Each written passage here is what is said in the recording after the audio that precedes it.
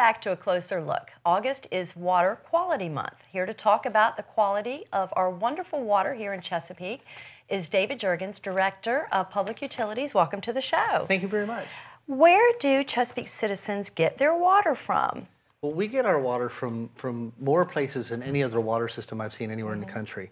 We are blessed with an enormous number of supplies, an enormous number of sources of water. We get water from Western Branch Lakes that Norfolk owns in Suffolk. Sounds complicated. Okay. We get water from Lake Gaston, which is out on the Virginia-North Carolina border, that then actually comes to those Western Branch reservoirs. We get water from the Northwest River, and we've been getting water from there since 1980. We also get water from 7 deep wells. We have 4 of those deep wells down on South Battlefield, down near the Northwest River, near our water treatment plant. And we also get water from 3 deep wells that we have in the Western Branch that take water to our Lake Gaston water plant.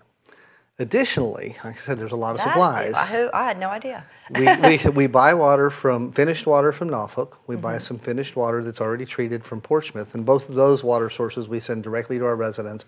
We buy it through a meter, and it goes directly to our residents, and then we sell through their meters. We also get untreated water from the City of Norfolk that comes into our Lake Gaston plant.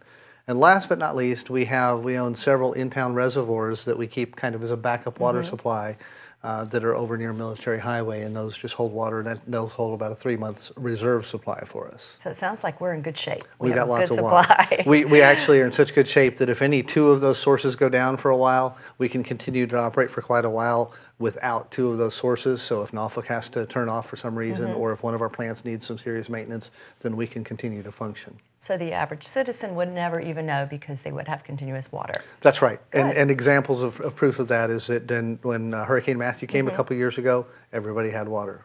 When the winter storm hit this January and we had really, really cold temperatures, which were harder for us than the snow, everybody had water. The only interruptions were individual home service lines, or maybe a small segment in a neighborhood where there happened to be a water leak that caused us to shut off a small area of water. But the citywide, system-wide, we maintained water to everybody. Now, what determines water quality? Well, that's complicated, actually. There's a lot that goes into water quality. Back in the 70s, we used to sample for 20 or 30 different things. Now we sample for over 100 different constituents. And so from all of the sources, we have to check the water to make sure that what is going out the front door is safe for human consumption and meets all of the regulatory requirements. We take over 325,000 samples a year in order to make sure that our water quality stays, our water stays of the highest quality. And those samples, we take several thousand of those out in the system, where we take them in front of people's homes, in the system where the water is being consumed. So that way we know that the water, once it goes through all the pipes before it gets to the houses, that the water quality there is good. And we take most of those samples at the treatment plants to make sure that the water as it goes through the treatment plant is, again, meeting that highest quality. And so we have 2 different types of samples. We have the compliant samples that we take, which are the required to meet the regulatory requirements. And then at every step in our treatment process, we take samples at each step just to make sure that our treatment process is optimized as the water moves through the process. Wow, sounds like quite a process. It's pretty cool. It is very much a process. It's kind of neat. If you go into our plant, we've got a sample room, and we've got little pipes that come in from all the different parts of the plant so that the laboratory folks can get samples from each part of the plant right there in that one room. Wow. Now, what is the water quality in Chesapeake? Pretty good, The water quality is excellent. Right. We have 2 of the most advanced treatment plants in the country. We have reverse osmosis at our Northwest River plant, and historically we had some issues down there, but when we put the RO system in 20 years ago, we've not had a single case of salty water, or we have very, very good quality, the highest treated water that you can get in any kind of treatment plant in the country. At the Lake Gaston plant, which came online in 2006, we have ultrafiltration, which again is a very, very high level of filtration, much higher than the minimum requirements. So we treat it very, very carefully, and we treat it very importantly. Now, I live in Chesapeake, and I drink the water right out of the tap. I don't even filter it. Right. So Me too. It tastes pretty good. I drink it all the time, and in fact, my whole house, I kind of snarl when people have bottled water. Yeah, It kind of goes with the business. Drink it straight out of the tap. Drink it every day. Cook with it. Yep.